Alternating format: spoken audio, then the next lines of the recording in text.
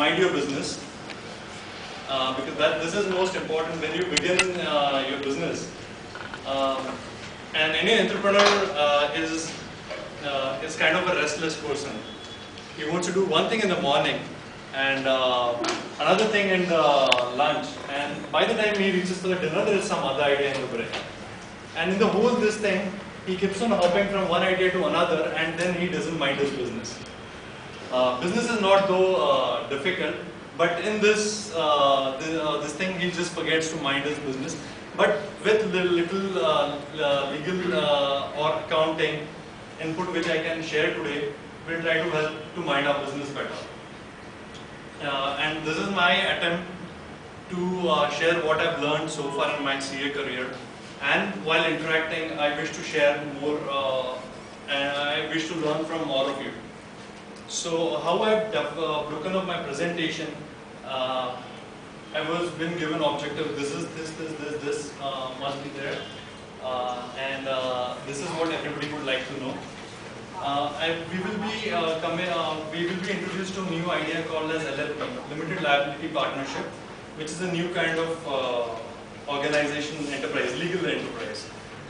Then which are the types of enterprises, and what are the things required to form such enterprise, and what are the key features which are peculiar to each kind of enterprise. How to choose which enterprise will suit your business or your need the maximum. Here, this is something I'll be ending up. By this time, we'll be finished with the technical interaction. And here, we should interact and try to firm up your ideas, and I can offer some explanations here. And I have along with me Mr. Shah, who will help me. Generally, our fraternity is most uncomfortable to present in front of fraternity because they are, against each other to kill. Oh, you've done this mistake. But today, I am really happy and I am thankful to Naveen and Santosh and Vikas that they got a fraternity who is my umpire as well as my support. So I am quite secure. Even though I get LBW, he'll say, no, you're not out of it. Then tax consideration to choose which kind of enterprise which you should have. Then what are the common licenses and registrations which are required with a new enterprise when you form. Some are need-based and some are mandatory. Then STPI registration. A few of you may be interested in exporting your services. STPI is for services. And there, this knowledge of STPI may be a little handy for you. Then fringe benefit tax, again, is a complicated concept, but we'll try to touch base and we'll get out of that. Then handle with care. There are some issues in business. If they are not handled properly, your business existence can come in pressure. So we'll try to touch base on them. And then some tax planning tactics. Tax planning, really speaking, there is very specific to each case what can be done. But these are some generic suggestions which I have come with and which I would like to share with you. Limited liability partnership. India per se has a bad record in terms of number of days required to form a company and number of days required to wind up its company. Legally, world over, it's very easier to form a new company and as to wind up as well. And during last couple of years, with using information technology to help, Ministry of Company Affairs has made the company formation really faster. Winding up, I don't think so they can do because the law still is very complicated. You need to give ads in newspaper and get objections. So it's still lengthier procedure. But limited liability partnership comes to help all of us to form a company quickly and to wind up even easily. I cannot say that right now because winding up procedures is still not known. But the law is there. The procedure has to be defined. That will be defined by the rules. Friends, if at any point of time you want to raise any question or want to contribute, please do that. Don't feel that it is a monologue. We'll keep keep on interacting. So the limited liability partnership, this has been in existence in UK or developed markets, I will say that way. And now it has come to India and it is much needed. It is already legal now? From 1st April 2009 you can form, the company amendment bill has been passed and you can form LLP from 1st April 2009. From 1st April. Yeah, 2 months, that's it. So it's quite soon you can form your own LLP.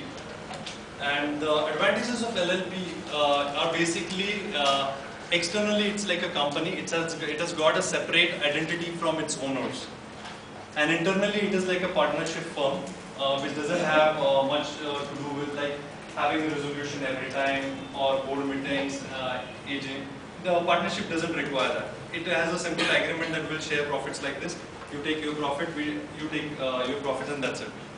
So this is like a hybrid form which has come in existence, and which will I will see there will be a lot of interest in a lot of people will come together under LLP, because it helps them to put their interests together and have limited risk of those interests. That particular venture, like there is Mr. A and Mr. B. Now they both are businessmen. They want to do business together. There is a great idea, but there is a lack of trust. Say like, if you form a partnership today, the liability of partners is unlimited. If another partner does something wrong, you're still liable for it, and that too unlimited. This is one particular feature which LLP offers a security on. Your liability is limited only to the contribution which you are committed to the LLP. So you commit like, I am going to contribute 1 lakh rupees of capital, and say like tomorrow something wrong happens, only unpaid part of your commitment will be only your liability. So this is kind of benefit LLP will offer, and people can easily join hands together and form different ideas, and a lot of ideas will get ahead, because nobody will be having risk of unlimited liability in back of their mind. Is the limitation on liability unconditional, or are there situations under which that limitation can be waived and the person can be liable and much more legal risk? No, please reframe your question. Okay. Are there conditions under which that liability limitation, yes, let's say 1 lakh and it's just 1 lakh, correct, can be waived by a court and say, no, you need to pay so much more because these are the things you take? I understood. So, are there any circumstances in which this liability can be unlimited? Question in principle, answer is cases the liability cannot be unlimited. But when you form an enterprise, you end up signing some agreements like which will be guarantee. If you take loan from the bank, you will be guarantor. And in that context, you will have liability because you signed that agreement. So in that context, I think so you got my answer. Unless you are legally written that I am guaranteeing this particular act, then only you will be liable. Otherwise, on top level, your liability is limited. In terms of percentages, what would be the cost of LLP service? We'll be coming to that. I'll ask a specific question from the point of view of this kind of an audience. Let's say many of them are building websites. Yes. Theoretically, the latest IT Act says you are liable for things about data loss and things, data privacy and stuff like that. Correct. Let's say there is either accidental mistake or in some odd cases there is a data protection, and something goes wrong and the company gets sued, which is an LLP company. Yes. Would the partner's liability still stay limited in such context? Absolutely yes. Absolutely. Today, Satyam is an example for all of us. Satyam under class action suit will have tremendous liability. If at all the shareholders are there to pay, then only it can be paid. And no shareholder would contribute even because their liability is limited to the shares they have purchased. A couple of questions. Can a single person form a limited liability partnership?